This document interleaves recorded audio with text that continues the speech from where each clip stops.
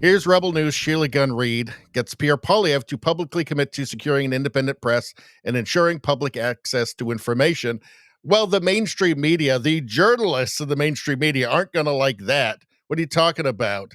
Independent press? Securing public access to information? What? They're not in favor of that. They hate free speech. That's the weirdest thing now. Journalists hate free speech. It's so weird. So this is a question from last night. Sheila Gunn Reid for Rebel News. Yay, Sheila. We've seen the NDP tonight refuse to take questions from independent journalists. The Liberals have gone one step further. The Carney campaign has called the police on independent journalists. Trudeau before that brought in C-18, C-11. The Liberals are promising a revamped version of the Online Harms Act. What would a Conservative government do to ensure the independence of the press and protect Canadians' right to have access to information and hold their politicians to account? We are the only party that's willing to protect freedom of the press, of all the media. And we will also repeal C-11, the censorship law. We will remove the censorship of Canadian news on web platforms like Facebook and Instagram. We will fight back against any kind of Orwellian online censorship law like the one that the previous Liberal government instituted. It was designed to create the possibility of preemptive arrests of people, where you could be arrested if you were suspected of sometime in the future planning to say something harmful online. You could be under a peace bond. I mean, it really is Orwellian. And I note that many people across the spectrum have spoken out against this censorship.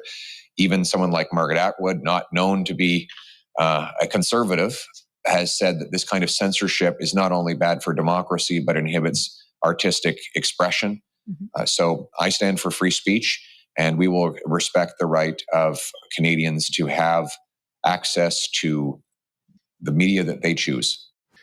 You know, I'm glad that he uses the word Orwellian because it shows we're on the same page. It shows he understands the magnitude of this, just how dystopian the censorship that the Liberal Party had in store and has in store for Canada, because we're hearing from Mark Carney that he's all in on censorship now, censoring social media.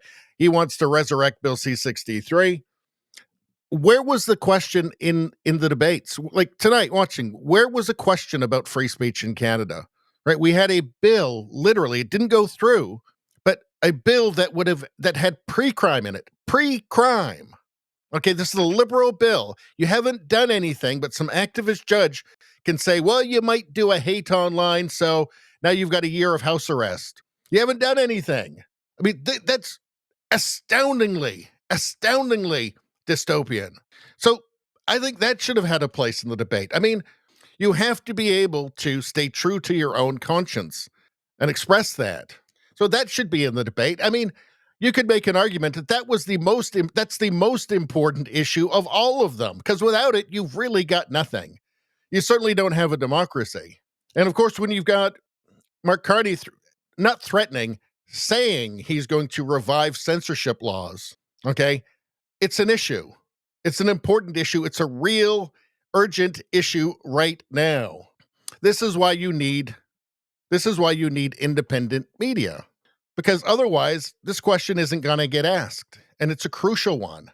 Sheila Gunn Reid from Rebel News. None of the media that's on the government teat is going to ask that question. She is. That's why it's important. And this is also why there's no media scrum tonight. This is why the CBC, this is why Rosemary Barton freaked out and started spreading misinformation while accusing them of spreading misinformation. And we will get to that. Too much truth. That's why the scrum was canceled. Anyway, that's all I'm going to say about that. Please like, share, and subscribe. Subscribing really helps me out. I thank you for that. I will see you next time.